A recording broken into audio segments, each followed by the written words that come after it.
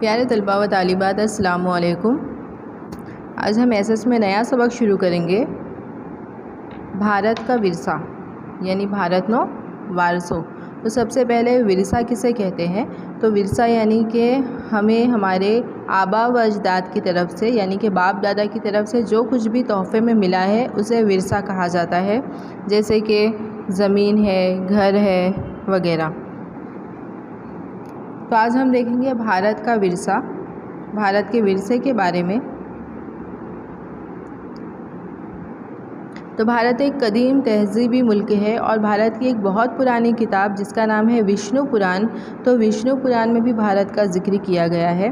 तो समंदर के शुमाल और हिमालय के जुनूब में एक जो मकाम वाक़ है उसे भारतवर्ष के नाम से जाना जाता है। तो कदीम ज़माने में भारत के लिए कई सारे अलग अलग नामों का इस्तेमाल होता था, जैसे कि भारतवर्ष, भारत खंड, जम्बो द्वीप, आर्यावर्त वगैरह। तो हमारा मुल्क जो है वो मशरिक़, मगरिब और जुनूब तीन सिमत में समंदर से घिरा हुआ है और शुमाल की सिमत में हिमालय के पहाड़ी सिलसिले से घिरा हुआ है। हमारे मुल्क की खुशहाली को देखकर बहुत सारी गैर मुल्क की अवाम यहाँ पर तिजारत करने आई और धीरे धीरे वो यहाँ पर रहने लगी और भारत की तहज़ीब में जज्ब हो गई यानी घुल मिल गई। इस तरह से एक नस्ल से दूसरी नस्ल विरसा हमारा मुंतकिल हुआ और इसकी तरक्की हुई। उसके बाद हम देखेंगे भारत की जाए वक़ू और वुसअत, भारत नो स्थान अने विस्तार। तो कदीम दौर का जो भारत था वो बहुत वसी था, लेकिन फ़िलहाल भारत वुसअत के लिहाज से पूरी दुनिया में 7वें नंबर पर है और आबादी के लिहाज से पूरी दुनिया में दूसरे नंबर पर है। एग्ज़ाम में सवाल आता है कि वुसअत के लिहाज से भारत पूरी दुनिया में कितने नंबर पर है, तो 7वें नंबर पर है, याद रखना है। उसके बाद हम देखेंगे तनुआत से भरपूर विरसा, गुजराती में कहेंगे वैविध्य सभर वारसो।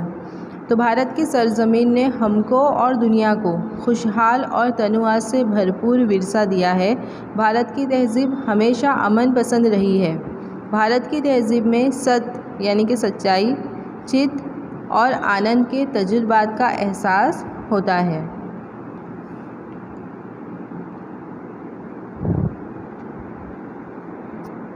दरियाए सिंध की तहज़ीब, दरियाए सिंध की तहज़ीब यानी कि जो हड़प्पा लोग थे, मोहनजोदड़ो की जो तहज़ीब थी वो।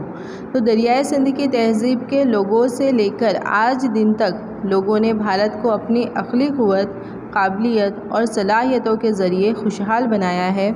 इसके अलावा भारत के जो अज़ीमुशान तहज़ीब की तामीर में बहुत सारे ऋषि मुनि यानी साधु संत है, मुअर्रिख़ है, आलिम, मुफ़क्किर, साइंसदानों, मुहक्किक, फ़नकार, अदीब, सियासतदान और समाज के इस्लाहकारों ने अहम रोल अदा किया है।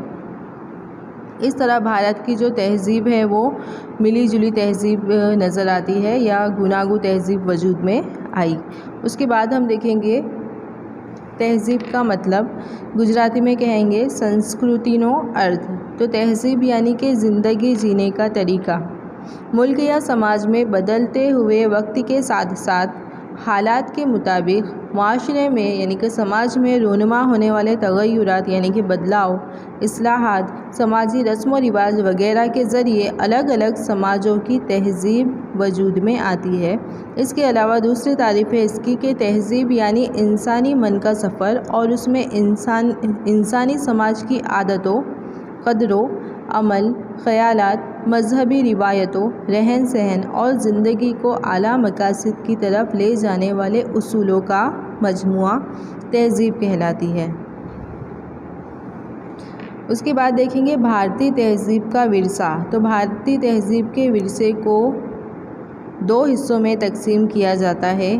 पहला है कुदरती विरसा, दूसरा है तहज़ीबी विरसा।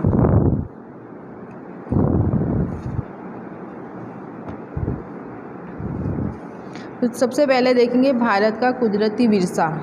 तो कुदरती विरसा किसे कहेंगे? तो कुदरत की तरफ से हमें जो कुछ भी मिला है, जो भी इंसानी ज़िंदगी को जो कुछ भी तोहफ़े में मिला है उसे कुदरती विरसा कहते हैं, जिसमें ऊंचे पहाड़, नदियाँ, चश्मे, सागर,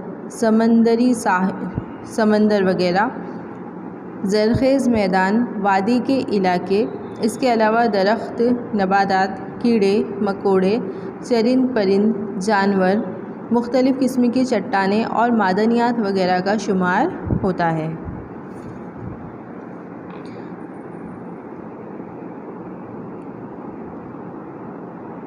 इसके बाद हम देखेंगे दरिया जो कि ये भी एक कुदरती विरसा है। तो भारत की तहज़ीब भी दरियाए सिंध और दरियाए रावी के किनारे पर वजूद में आई और परवान चढ़ी, यानी कि उसकी तरक्की हुई। ये सवाल भी आता है कि भारत की तहज़ीब कौन से दरिया किनारे परवान चढ़ी, तो दरियाए सिंध और दरियाए रावी। दरियाए सिंध गंगा, जमुना, सरस्वती, नर्मदा, गोदावरी, कृष्णा, कावेरी जैसे तमाम दरियाओं ने भारत की अवामी ज़िंदगी पर गहरे असरात डाले हैं। तो दरिया का जो पानी है उसका इस्तेमाल पीने के लिए होता है, घरेलू कामकाज के लिए होता है, आबपाशी के लिए यानी कि सिंचाई के लिए, ज़राअत में, बिजली पैदा करने में, बहरी रास्ते वगैरह में इसका इस्तेमाल होता है। इसके अलावा मिट्टी के बर्तन बनाने में, मकानात बनाने में, लिपाई करने में और सनतों में भी पानी का इस्तेमाल किया जाता है। इस तरह दरियाओं ने भारत के लोगों को खुशहाल बनाया है और इसी वजह से नदियों को यानी कि दरिया को लोक माता कहा जाता है। उसके बाद देखेंगे नबाती ज़िंदगी यानी गुजराती में कहेंगे वनस्पति जीवन। तो भारत की आवाम कदीम ज़माने से ही माहौल पसंद रही है। उसका सबूत उसका दरख्तों से प्यार, फूलों से प्यार और पौधों के लिए एहतराम में नज़र आता है। इसके अलावा इंसानों को, जानवरों को, चरिंद परिंद वगैरह को ग़िज़ा के लिए नबातात पर ही इन्हिसार रखना पड़ता है, यानी ये लोग नबातात पर ही मुनहसर होते हैं। भारत में बरगद, पीपल, तुलसी वगैरह की पूजा की जाती है। इसके अलावा वट सावित्री व्रत और पीपल वगैरह की पूजा की जाती है। अनाज, दालें, तिलहन के पौधे, अनाज से भरे हुए खेत, जंगलाती खुशहाली से भरे हुए जंगलात और दवाओं के लिए ज़रूरी पौधों ने कदीम ज़माने से ही हमारी ज़िंदगी को खुशहाल बनाया है। इसके अलावा भारत में कई सारी आयुर्वेदिक जड़ी बूटियाँ पाई जाती है, जैसे कि हरडे, आंवला, बेला, कुंवरपाठू, अरडूसी, नीम। इसके अलावा कई सारे फूल पाए जाते हैं, जैसे मोगरा, गुलाब, कमल, डुमरा, सूरजमुखी, चंपा, रात रानी, जूही वगैरह जैसे फूलों ने इंसानी ज़िंदगी को खूबसूरत, खुशबूदार और खुशहाल बनाया है। उसके बाद देखेंगे जंगलाती ज़िंदगी, जिसे गुजराती में कहेंगे वन्य जीवन। तो कदीम ज़माने से ही भारत कुदरती अनासिर से मोहब्बत करने के साथ साथ जानवरों से भी मोहब्बत करता आया है।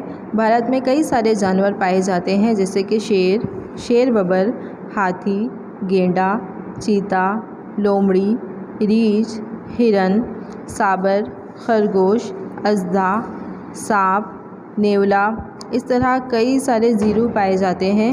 दुनिया में एशियाई शेर बबर सिर्फ गुजरात के गिर के जंगल में ही पाया जाता है।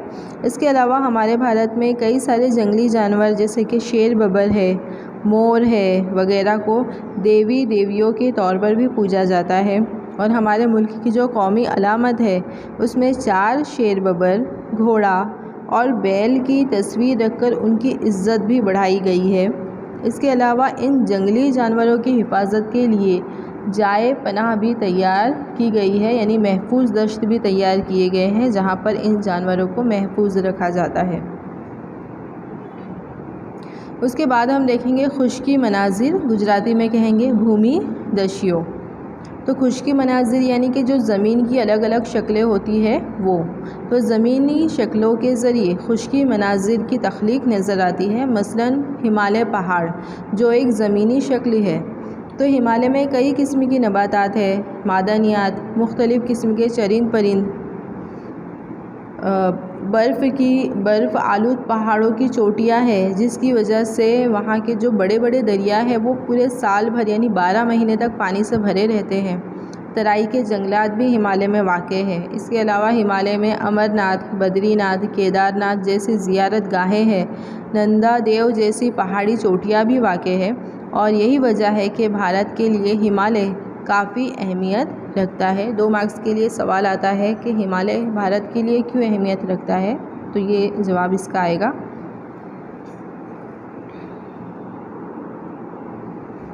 तो इसके आगे के जो पॉइंट है वो हम अगले पीरियड में देखेंगे। दूसरा पॉइंट आएगा इसका भारत का जो तहज़ीबी विरसा है उसके बारे में हम नेक्स्ट पीरियड में पढ़ेंगे।